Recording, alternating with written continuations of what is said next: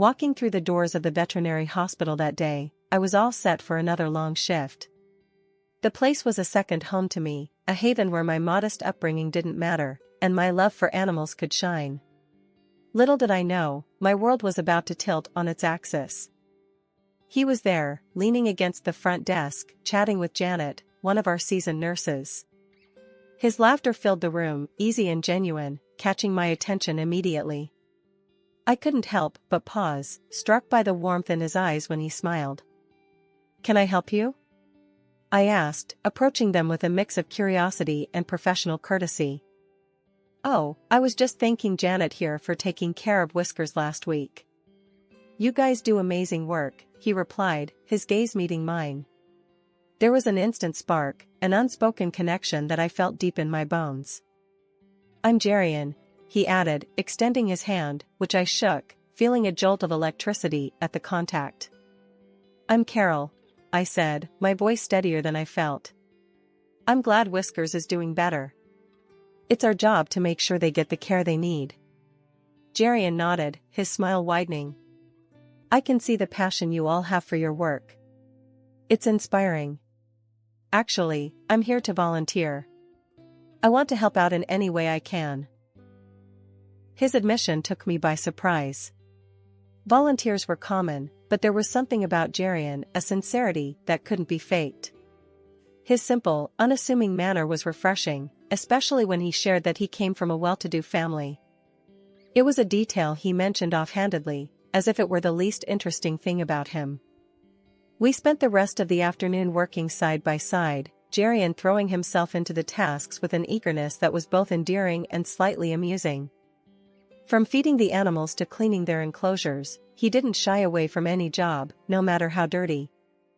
After that first meeting at the veterinary hospital, things between Jerian and me started moving at a pace neither of us expected, but both secretly hoped for. Our initial connection over the animals quickly blossomed into something more, something real and tangible. Our first date was a simple affair. Jerian took me to a small, cozy cafe tucked away on a street I'd passed 1,000 times but never noticed. The place was a reflection of us, unpretentious and genuine. Over cups of coffee that turned cold because we were too engrossed in conversation, we discovered the myriad ways our lives intersected, from our mutual love for old movies to our uncanny ability to quote lines from obscure books. "We're quite the pair, aren't we?" Jerian joked, his eyes sparkling with amusement as he recited a line from one of my favorite novels, one I'd mentioned in passing. I laughed, surprised and delighted by his memory and effort. "Yeah, a regular Bonnie and Clyde," I quipped back, not missing a beat. But instead of crime, we were united by our shared passions and the laughter that came so easily between us. Date after date, our connection deepened. We found joy in the simple things, a walk in the park, a visit to a local animal shelter, or just sitting together in silence, comfortable in each other's presence. It was during these moments that I saw the true Jerian, the man behind the wealth and the expectations that came with it. He was kind, compassionate, and genuinely interested in making a difference, qualities that resonated with my own values and aspirations. As those early dates turned into weeks, and weeks into months, I couldn't help but feel grateful for that chance encounter at the veterinary hospital. Meeting Jerian's parents was a milestone I approached with a mix of excitement and trepidation. Despite Jerian's reassurances, the butterflies in my stomach were more like a swarm of bees as we drove up to his family's estate. It was grand, far removed from the humble surroundings I was accustomed to, and it served as a stark reminder of our differing worlds. Jerian squeezed my hand as we walked up to the door, his smile comforting yet unable to completely ease my nerves. "They're going to love you," he whispered, just as the door swung open to reveal his parents. His father, Mr. Eldridge, was the first to greet us, his demeanor warm and welcoming. "Jerian, my boy. And you must be Carol. We've heard so much about you," he said, extending a hand that enveloped mine in a firm, friendly shake. "Thank you for having me, Mr. Eldridge." "It's a pleasure to meet you," I replied, my voice steadier than I felt. Then came Martha, Mrs. Eldridge, the woman who would soon become my infamous mother-in-law. Her appearance was impeccable, but her eyes scrutinized me in a way that made me feel like I was back in high school, desperately trying to fit in with the cool crowd. "So, Carol, Jerian tells us you work at a veterinary clinic. That must be interesting," she began, her tone implying that interesting was a euphemism for less than impressive. "Yes, Mrs. Eldridge. It's very fulfilling work. I've always loved animals," I answered, trying to keep my voice even despite the clear judgment in hers. "And your family?" Jerian mentioned they're from the countryside. "Do you visit often?" "I imagine it's quite different from the city life," she continued, each question laced with an underlying critique of my background. "My parents are wonderful people. We're very close, and yes, it's a different pace of life, but it's where I call home," I said, my pride in my roots firm, despite her not-so-subtle digs. Dinner was an exercise in maintaining composure. Mrs. Eldridge's comments ranged from backhanded compliments about my quaint upbringing to outright interrogations about whether I had ever traveled abroad or dined in fine restaurants. Each question felt like a test I hadn't studied for, her words designed to highlight our differences rather than find common ground. Jerian, bless him, tried to steer the conversation to safer waters, interjecting with stories of our time together that had everyone laughing, everyone except his mother, who seemed determined to find fault in anything related to me. It was when she asked, "Carol, dear, have you decided on a wedding dress yet? Or are you planning to make do with something homemade?" that I realized this wasn't just about getting to know me. It was about her asserting a perceived superiority, her way of reminding me that I didn't belong. I smiled, a genuine one born of the confidence Jerian's love gave me. "Mrs. Eldridge, I believe a wedding dress should reflect the love and commitment of the couple, not the price tag. Jerian and I are focused on what comes after the wedding, building a life together based on respect, love, and understanding." The silence that followed was palpable. Even Mrs. Eldridge seemed momentarily at a loss, her fork paused mid-air. Mr. Eldridge, however, nodded in approval, a twinkle in his eye as he looked at me. "Well said, Carol. Well said indeed." The ride home was quiet, but Jerian broke the silence with an apology that was heartfelt yet unnecessary. "I'm sorry about my mom. She can be difficult." I squeezed his hand, a silent acknowledgement of his support. "It's okay, Jerian. Your love is all the validation I need. Together, we'll get through anything." As the wedding preparations unfolded, Martha made it her mission to underline our differences at every turn. Her intrusion wasn't just unwelcome, it was downright aggressive. She had a comment for everything, from the color scheme of the hall to the floral arrangements and even the style of our invitation cards. One evening, as Jerian and I were finalizing the guest list, Mrs. Eldridge dropped by unannounced, her eyes scanning our choices with evident disapproval. "You're not seriously considering this shade of green for the decor, are you? It's so provincial," she remarked, her nose wrinkled as if she'd smelled something foul. I tried to keep my cool, but her next comment about our guest list set me off. "And these friends of yours, they're hardly the sort one expects at a wedding of our stature. It might be best to leave them off the list, don't you think?" I felt a flash of anger, but managed to keep my voice steady. "Mrs. Eldridge, Jerian and I have decided on the guest list together. Everyone we care about will be there, regardless of their status." Her lips pursed into a thin line, clearly not used to being contradicted.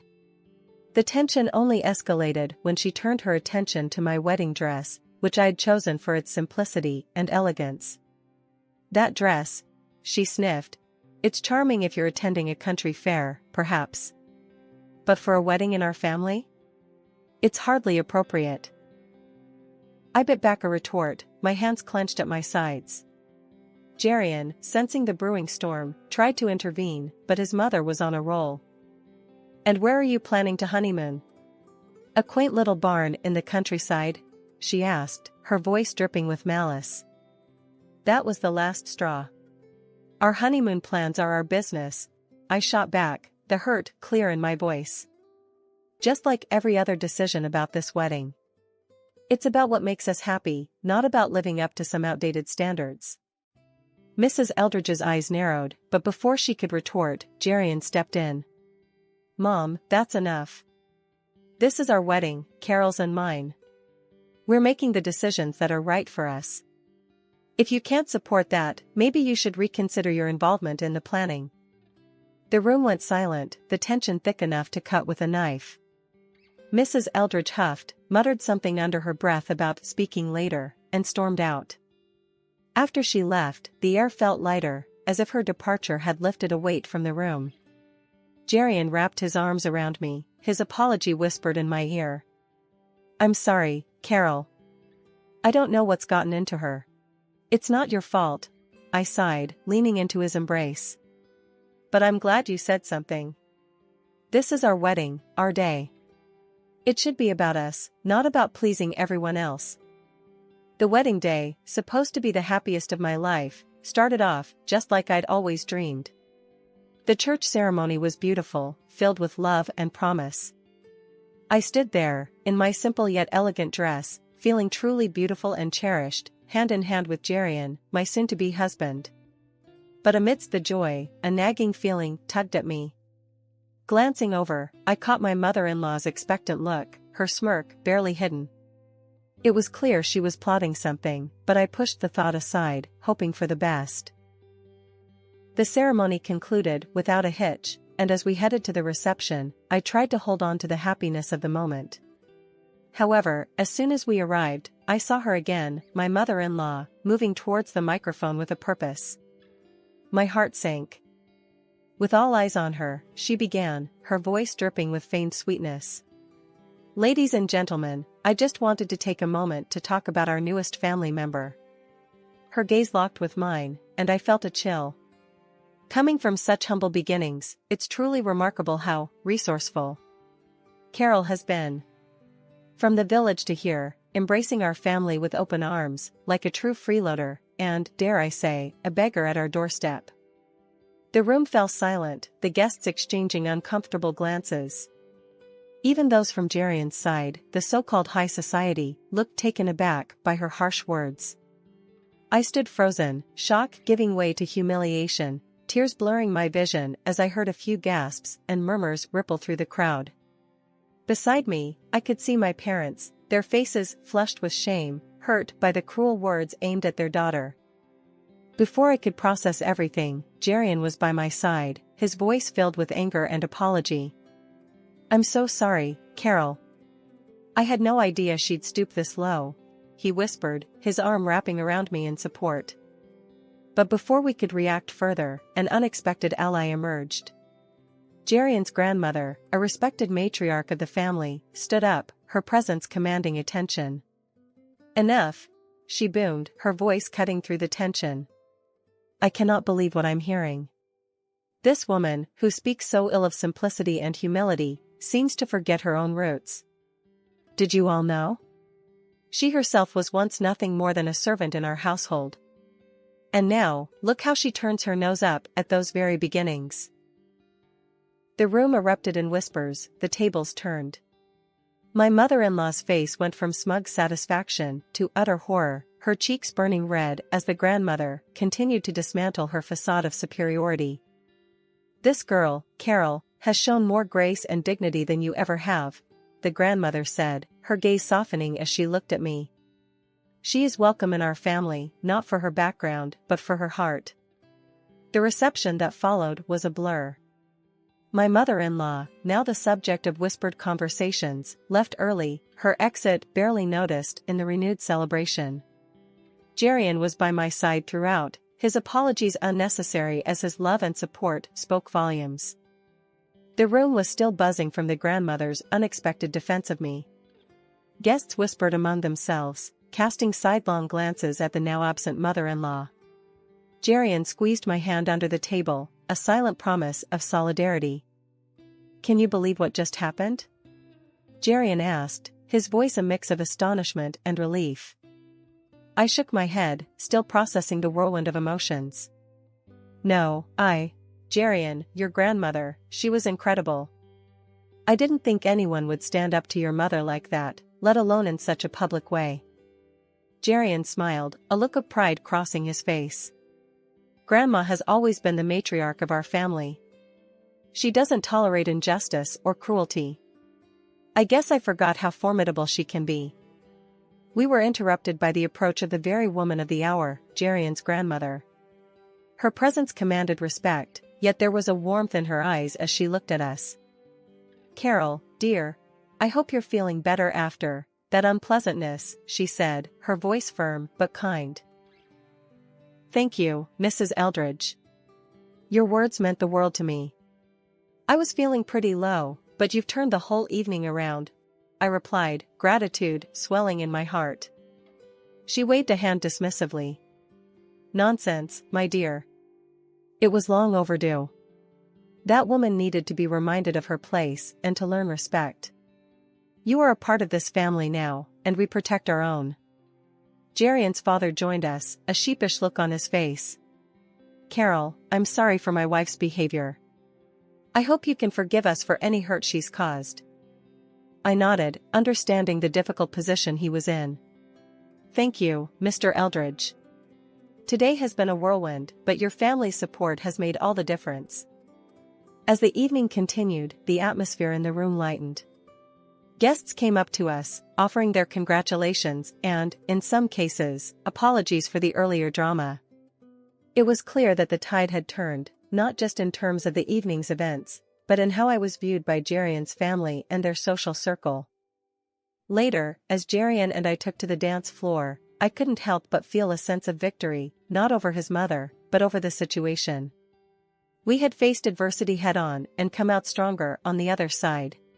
"Jerian," I said, as we swayed to the music, "today has been a lot. But I've never been more sure about us. Your family's support, especially your grandmother's, has shown me that we can handle anything together." The atmosphere at Jerian's family home was charged as we gathered for the meeting his grandmother had called. After the wedding's tumultuous events, I was anxious about facing everyone again, especially Jerian's mother. However, Jerian squeezed my hand reassuringly as we took our seats in the large living room, filled with generations of Eldridges and a palpable tension. Jerian's grandmother, the undeniable matriarch, stood at the head of the room, her presence commanding attention. "Thank you all for coming," she began, her voice steady and authoritative. "We're here to address a matter that concerns the dignity and unity of our family."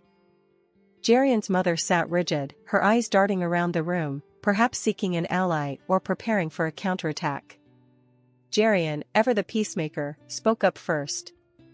"Grandma, I know things got out of hand at the wedding. I want to apologize on behalf of—" His grandmother raised a hand, silencing him. "Jerian, my boy, this isn't about placing blame on anyone. It's about setting things right." She then turned her gaze to me. "Carol, you've shown nothing but grace and patience in the face of less than welcoming behavior. For that, you have my respect." I nodded, touched by her words. "Thank you, Mrs. Eldridge. I just want what's best for Jerian and to be a part of this family." The room was silent, all eyes on us, when suddenly Jerian's mother stood, her chair scraping loudly against the floor. "I've listened enough. This girl," she gestured wildly towards me, "has turned everyone against me. And you," she pointed accusingly at her mother-in-law, "you humiliate me in front of the whole family." Jerian's grandmother remained unfazed. I stated the truth. "You forgot where you came from, and you tried to belittle Carol for her origins. That's not the Eldridge way." Jerian's father finally spoke, his voice firm. "Enough, Martha. Your behavior has been unacceptable. It's time you reflect on your actions and their impact on our family's reputation." The room went quiet again as the weight of his words settled in. Jerian's mother sank back into her chair, her defiance fading. The grandmother continued, "We are a family.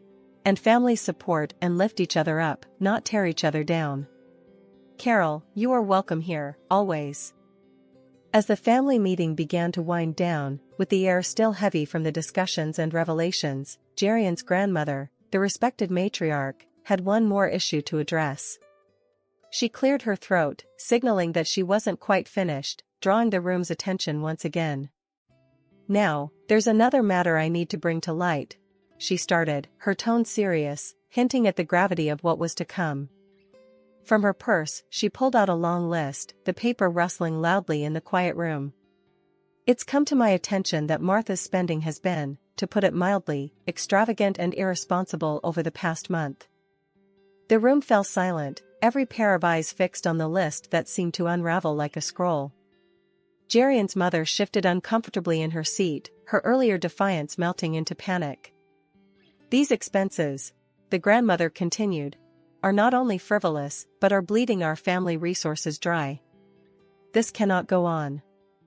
Martha, now pale, looked around, perhaps hoping for an ally, but finding none, she turned to her husband, desperation in her voice. "You can't let her do this to me. You know we need the money for..." Her husband, a man who had been quiet for most of the meeting, spoke up, his voice firm and devoid of any warmth he might have previously held for her. "I agree with my mother. It's time you learned the value of hard work, Martha. I won't support your lavish lifestyle anymore." Martha's eyes widened, her mouth opening and closing, but no words came out. The realization that she was truly alone in this, that her actions had consequences, seemed to finally dawn on her.